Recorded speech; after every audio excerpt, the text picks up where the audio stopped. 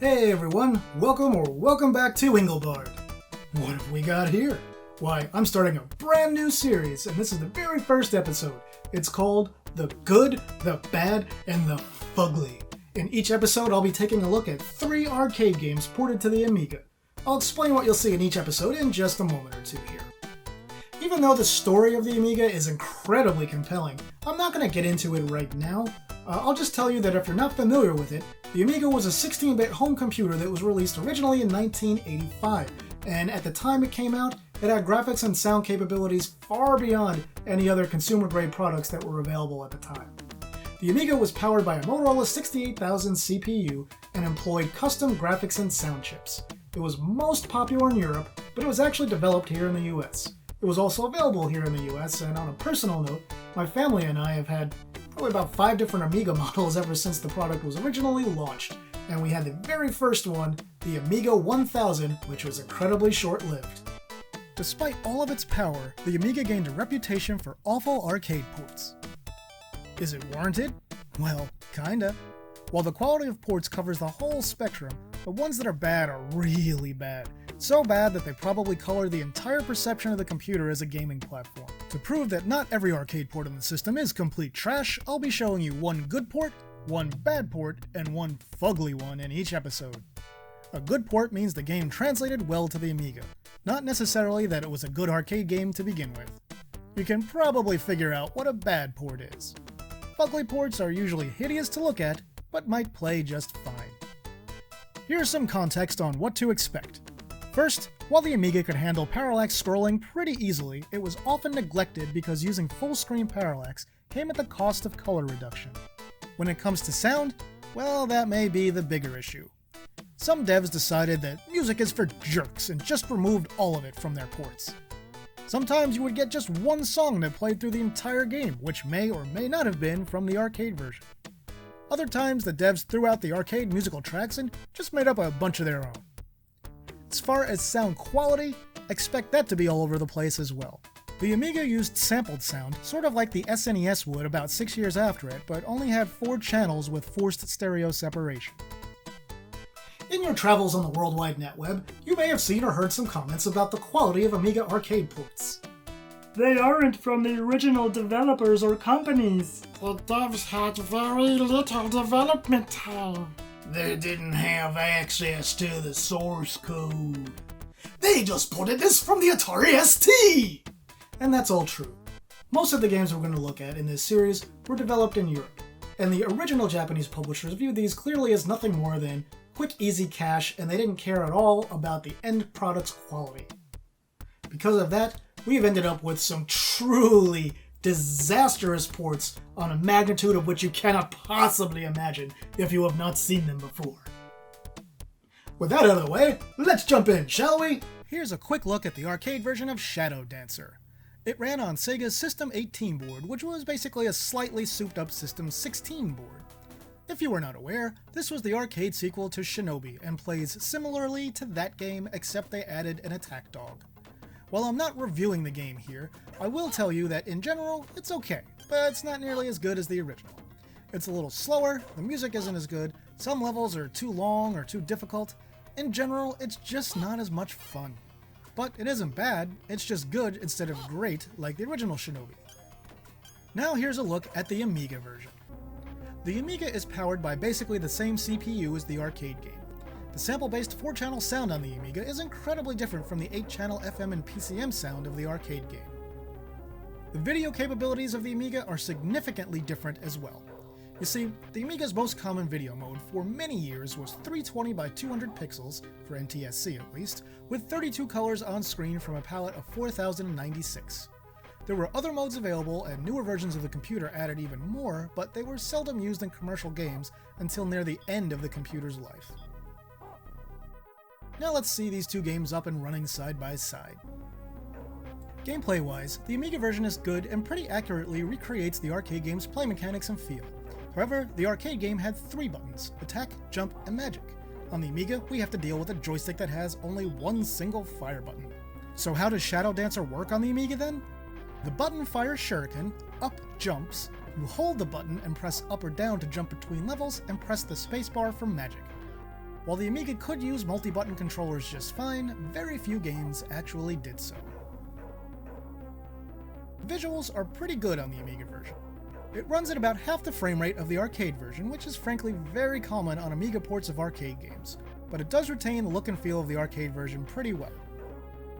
The reduced on-screen colors aren't too bad at all. What does hurt it a bit is the removal of all parallax scrolling, but because of the way graphic planes worked on the Amiga, they would have had to reduce colors for its normal full-screen parallax.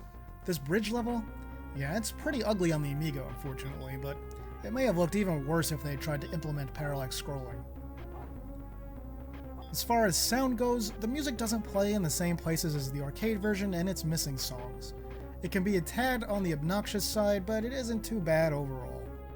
Yeah, it still bugs me when they play the wrong song in a level, but I'll take that over no music at all any day. Still, kinda weird to hear the bouncy train level music in the first boss fight instead. So yeah, Shadow Dancer on the Amiga, pretty good port. Definitely an interesting one to get us started, I would say. And even though the arcade version is clearly superior in every way, they really did do a good job on the Amiga version, especially with making it play smoothly despite its limited control options. I'd go as far as saying that the Amiga version of Shadow Dancer is the best contemporary port of the arcade game. Here's the arcade version of E-Swat. Think of it as sort of a mashup of Shinobi, Rolling Thunder, and RoboCop. This game ran on Sega's famous System 16 arcade hardware, and while it was never as popular as some other games on the platform, it was still alright. The game was a quarter muncher and filled with a bunch of cheap, unavoidable hits, which is part of the reason it never got as big as similar games. But come on, who doesn't love getting in an exosuit and mowing down loads of bloodthirsty criminals for 2 seconds until they break your armor and kill you? Seriously, what's this armor made out of? Tinfoil? Let's take a look at the Amiga port.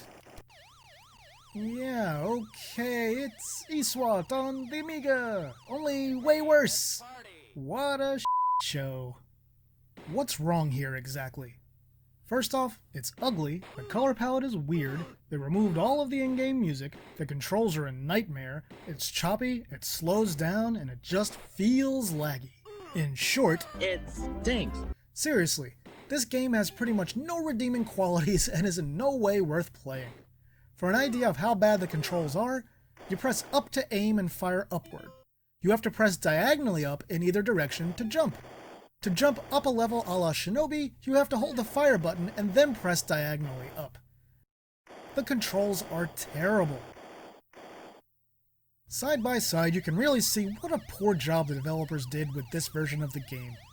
Now, someone will probably bring up a fair point that, oh, this is just one of the many games that were made for the Atari ST and then ported to the Amiga that didn't take advantage of the Amiga hardware. Well, sure, okay. That doesn't change the fact that this was the commercial product that was released and sold on store shelves.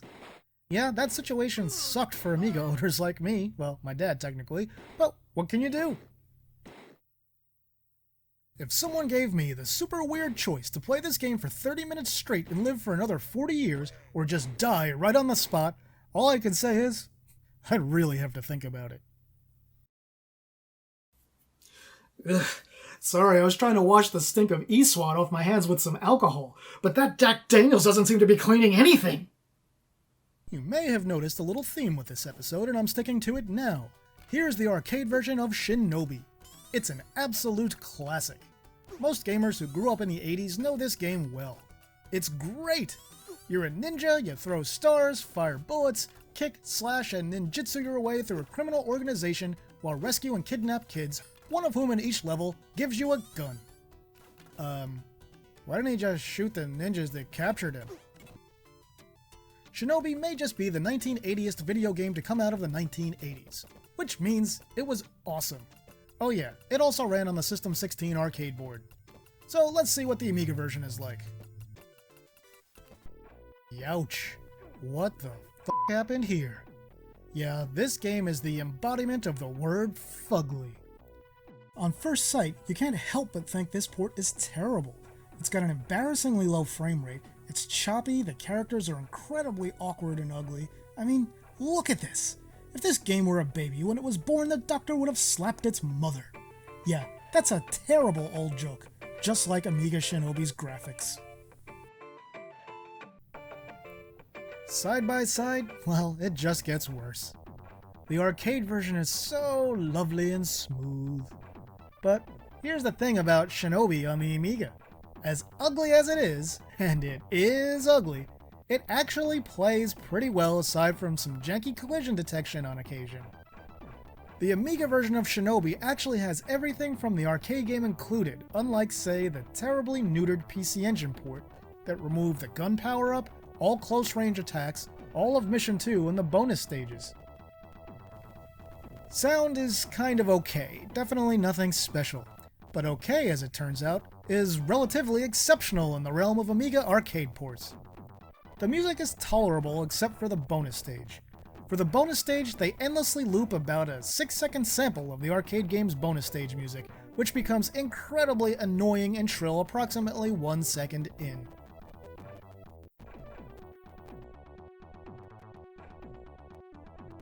In the end, Amiga Shinobi is the kind of game that most self-respecting gamers might feel dirty for liking. It's the kind of game where when you're playing it alone and you hear footsteps outside your door, you might quickly and desperately reach for your computer to put porn on the screen instead, because it would be way less embarrassing to get caught with that than Amiga Shinobi. But as soon as the coast is clear, you can get right back to killing choppy ninjas with your Hunchback Joe Musashi, because yeah, the game plays alright. The good, the bad, and the fugly. Yeah, Amiga arcade ports sure were all over the place, weren't they?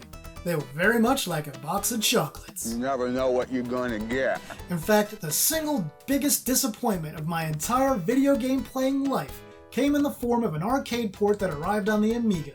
I remember my brother bought this game home, it was brand new in box, we unwrapped it, opened it up, put the disc in, loaded it up, and I was getting so excited, I was so ready to play it. Until the game booted up. What game was that? Well, I'll feature it in the very next episode of The Good, the Bad, and the Fugly. And that'll just about do it for this episode, my retro gaming friends. What do you think about this new series? Do you like the format? Would you rather see all the good, bad, or fugly games grouped together in videos? Or do you like seeing one of each per video like this one? I'd love to hear your input. With that, I will say thanks for watching, and see me later.